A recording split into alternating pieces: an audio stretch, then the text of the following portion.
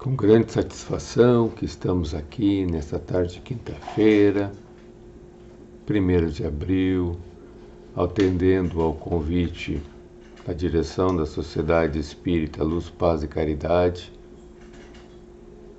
que neste ano, em agosto, completa 60 anos de existência. Convido a todos os irmãos que estão aqui assistindo esta exposição para que separem as águas, para que ao final recebam as irradiações dos benfeitores espirituais. E assim, antes de iniciarmos o tema de hoje, unamos nossos pensamentos na prece de abertura. Querido Mestre Jesus, estamos aqui reunidos em Teu nome, mesmo virtualmente, para juntos aprendermos um pouco mais do Teu Evangelho e desta maravilhosa doutrina, que tanto nos esclarece e consola. Pedimos assistência e proteção dos benfeitores espirituais, inclusive aos nossos familiares, aos nossos amigos encarnados e desencarnados que estão assistindo esta humilde exposição. Que todos nós possamos absorver e praticar um pouco dos ensinamentos que forem apresentados hoje.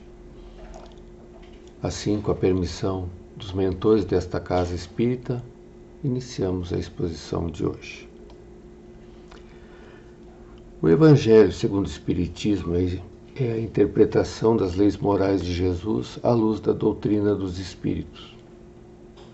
O tema de hoje é Reconhece-se o cristão pelas suas obras. Está no item 16 do capítulo 18 deste livro, que tem como tema central o capítulo Muitos os chamados e poucos os escolhidos. E nesse item, especificamente, consta a mensagem do Espírito Simeão em 1863, na cidade de Bordeaux, na França. E quem foi Simeão? Lá no capítulo 2 do Evangelho de Lucas, diz que Simeão era um homem que vivia em Jerusalém, acreditava em Deus, seguia os ensinamentos bíblicos, e quando moço, ele ouviu falar da vinda do Salvador. Diz a Bíblia que o Espírito Santo lhe revelou que não morreria antes de ver Jesus. Por ter muita fé, ele aguardou mais de 80 anos este momento. Aí, certo dia, quando ele foi ao templo para rezar exatamente no dia que José e Maria, pais de Jesus, levaram o menino para as orações e para ser circuncisado, tradição dos hebreus. Ao ver os olhos do menino e segurá-lo nas mãos, Simeão, já bem velho, disse: Agora, Senhor, despede-se em paz teu servo, pois meus olhos já viram a salvação, a luz para iluminar os gentios, os outros povos além de Israel, e para a glória do teu povo. Esta criança veio para a queda e elevação de muitos em Israel, para ser alvo de contradição e se manifestar nos pensamentos de muitos corações. Este item do Evangelho inicia com uma passagem de Mateus, que diz assim: Nem todos que dizem Senhor, Senhor entrarão no reino dos céus, somente os que fazem a vontade do meu Pai. Palavras de Jesus. E aí depois Simeão faz um comentário em cima. Escutai a palavra do Mestre, todos que repelem a doutrina espírita como obra do demônio. Abri os ouvidos, é chegado o momento de ouvir. Será bastante ter o uniforme do servidor do Senhor para ser seu fiel servidor? Bastará dizer sou cristão para ser seguidor do Cristo? Procurai os verdadeiros cristãos e os reconhecereis por suas obras. Neste abril, fazendo um comentário a respeito desse trecho, neste abril deste ano, está fazendo 157 anos da publicação do livro Imitação do Evangelho segundo o Espiritismo, que foi publicado em 1864. Na sua segunda edição, em 1865, ele passou a ser chamado Evangelho segundo o Espiritismo. E quando a doutrina iniciou com o professor Rivail, sob o pseudônimo de Kardec, na segunda metade do século XIX, as igrejas dominantes no mundo ocidental, principalmente na Europa, taxaram a doutrina espírita como coisa do demônio ou crendice. Mas Kardec provou o contrário, que além de ter forte base filosófica e científica, a doutrina resgatava a pureza da mensagem de Jesus. Então vamos continuar com o texto de Simeão. Uma árvore boa não pode dar mais maus frutos, nem uma árvore má pode dar frutos bons. Toda árvore que não dá bons frutos é cortada e lançada ao fogo. Que frutos deve dar a árvore do cristianismo cujos ramos sombreiam parte do mundo, mas ainda não abriga a todos? Desta árvore vêm os frutos da vida, de esperança e fé. O cristianismo continua pregando virtudes divinas, esforça-se por espalhar seus frutos, mas poucos os colhem. A árvore é boa, maus são seus jardineiros. Moldaram-na por suas ideias, cortaram-na, mutilaram-na. Seus ramos estéreis nenhum fruto mais produz. O viajor, sedento sob seus galhos, procura o fruto da esperança, para restabelecer a força e a coragem.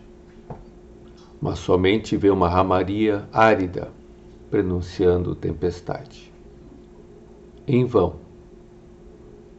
Pede o fruto da vida à árvore, pois caem-lhe secas as folhas, a mão do homem tanto as remexeu que as tostou.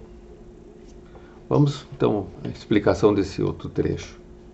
De que árvore e frutos o Espírito Simeão fala?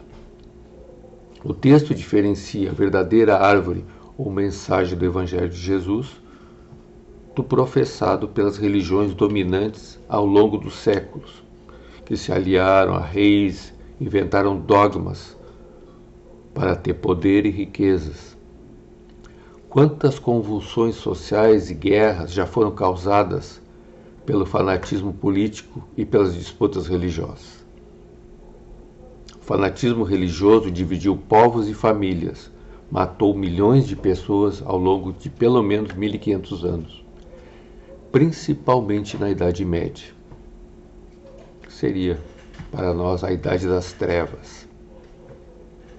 E ainda hoje há crenças recheadas de preconceitos, contrárias ao progresso humano, que impõem uma fé cega, negam a realidade dos fatos revelados pela natureza e pela espiritualidade superior. Jogam medo e culpa a quem não segue seus dogmas, como se Deus tivesse dono ou precisasse de intermediários. Mas Deus está em toda parte, e principalmente dentro de nós.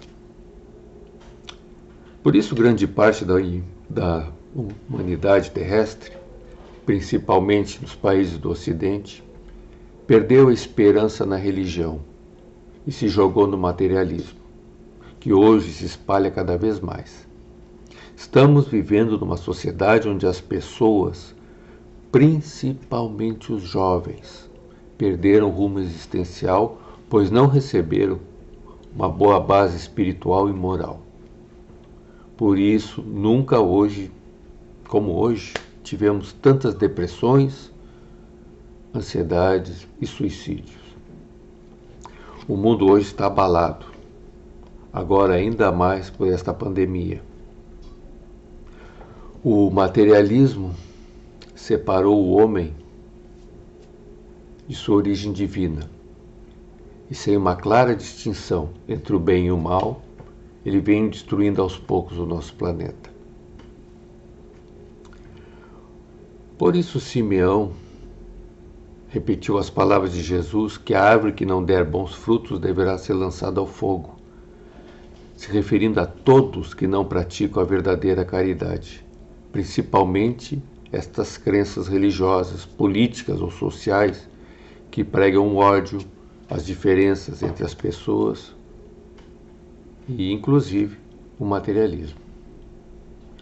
Estas crenças acabarão se extinguindo quando a Terra deixar de ser um mundo de expiações e provas para ser um mundo de regeneração. Hoje nós estamos em plena fase dessa transição.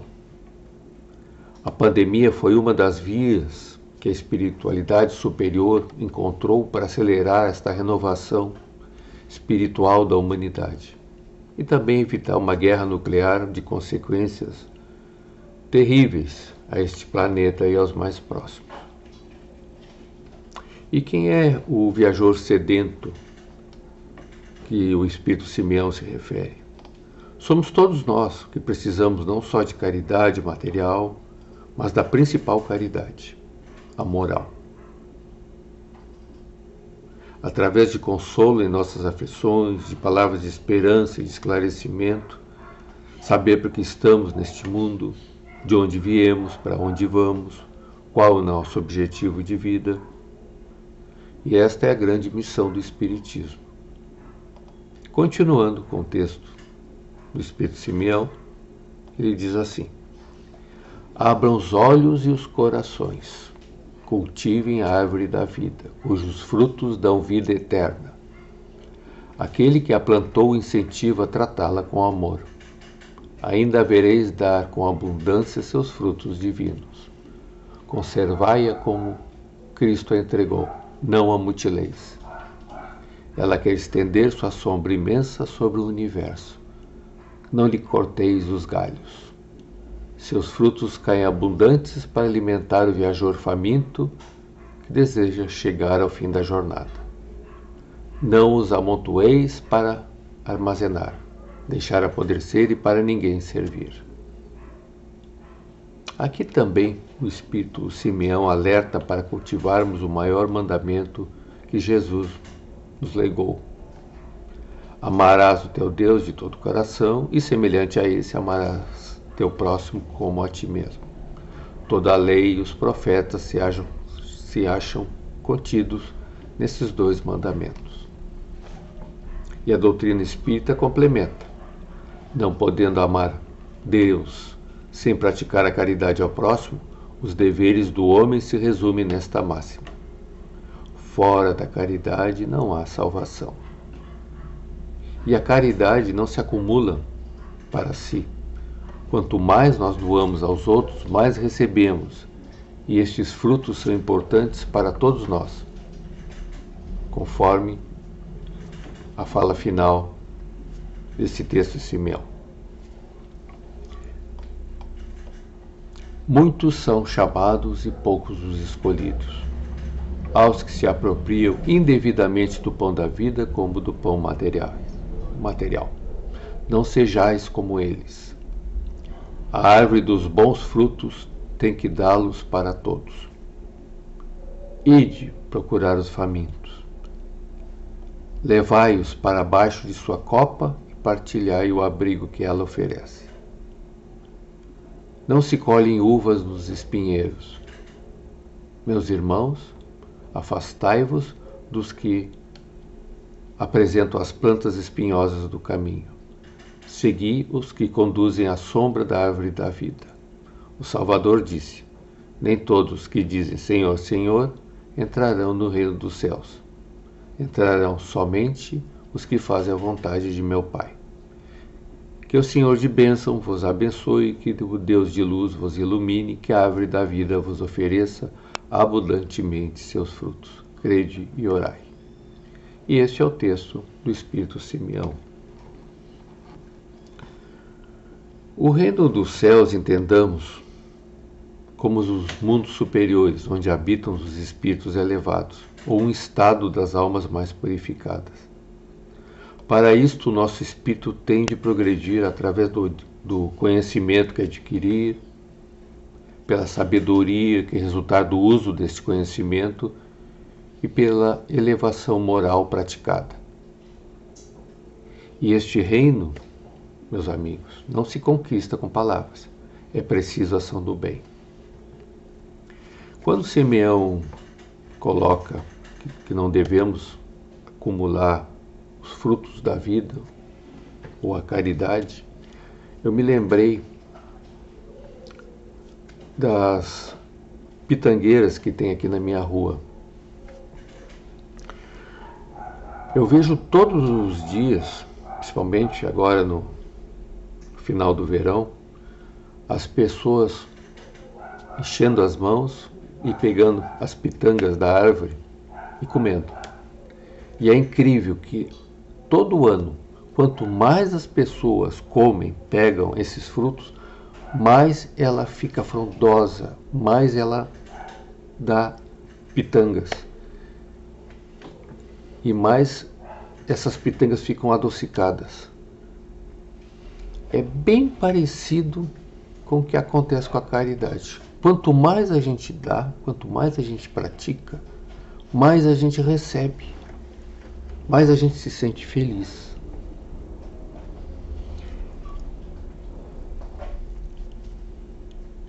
Tem pessoas que frequentam toda semana, agora com as restrições da pandemia, não deixam de assistir pela internet os seus cultos evangélicos, as rezas do padre, do pai de santo, no terreiro, de culto afro, as palestras e radiações das casas espíritas.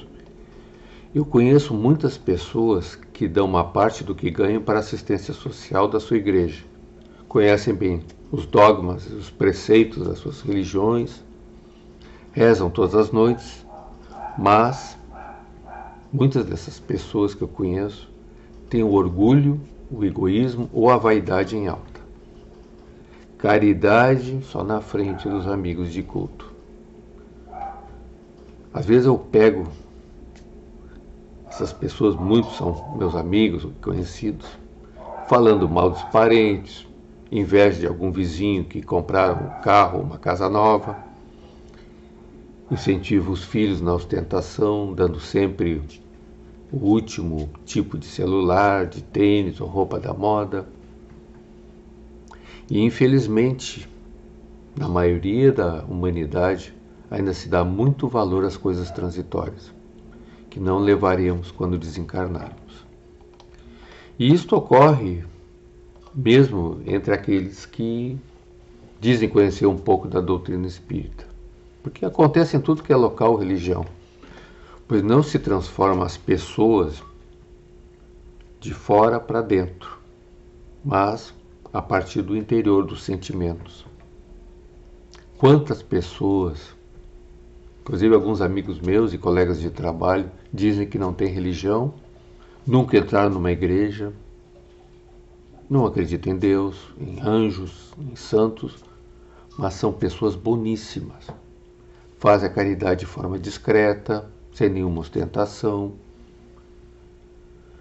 Vocês acham que elas iriam para algum tipo de inferno por não praticarem os ritos religiosos, por não terem sido batizadas, por não lerem os textos ditos sagrados?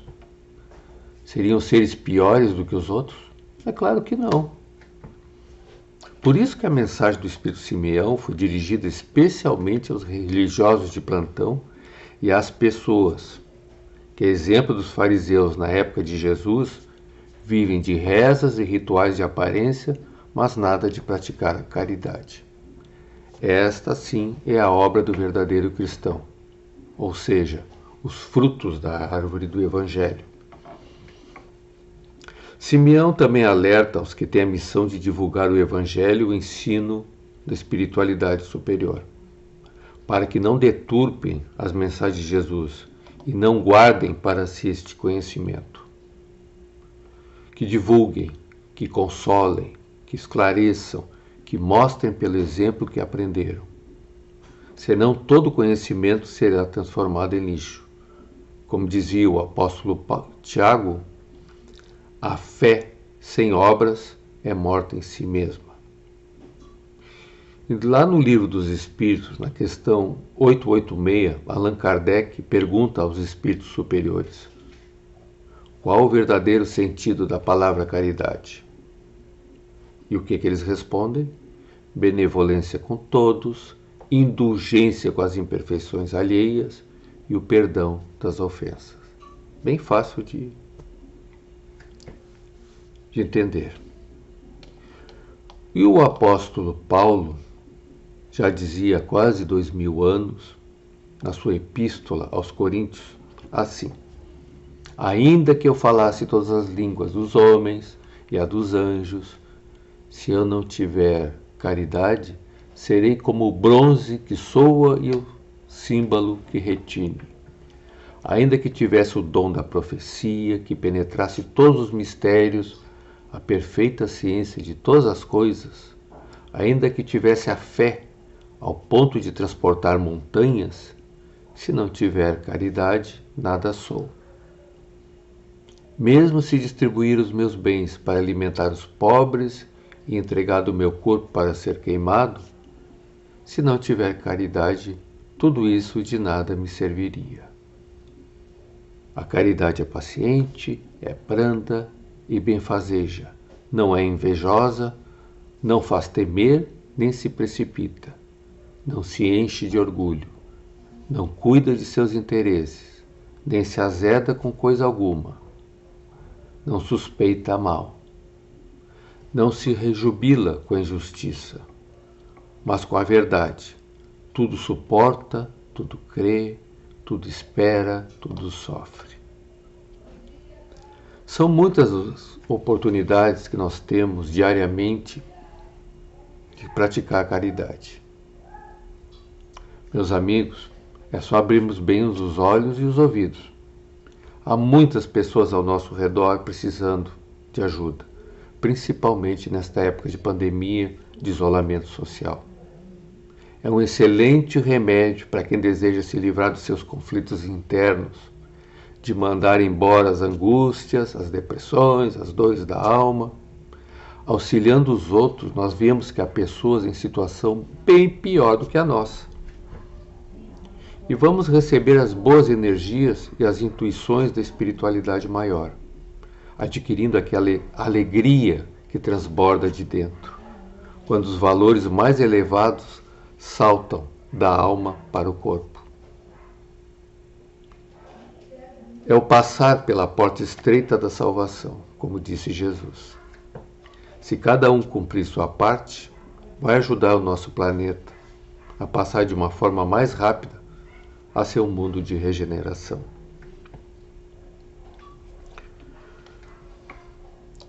Do livro Aprendendo a Lidar com as Crises, do Vanderlei Pereira, tem um texto que vem bem de encontro ao nosso tema de hoje: ser espírita. Ele começa assim: ser espírita não é ser nenhum religioso, é ser cristão. Não é ostentar uma crença, é vivenciar a fé sincera. Não é ter uma religião especial, é deter uma grave responsabilidade. Não é superar o próximo, é superar a si mesmo. Não é construir templos de pedra, mas transformar o coração em templo eterno. Ser espírita não é apenas aceitar a reencarnação, é compreendê-la como manifestação da justiça divina e caminho natural para a perfeição. Não é só comunicar-se com os espíritos, porque todos, indistintamente, se comunicam, mesmo sem o saber. Mas é comunicar-se com os bons espíritos para se melhorar e ajudar os outros a se melhorarem também.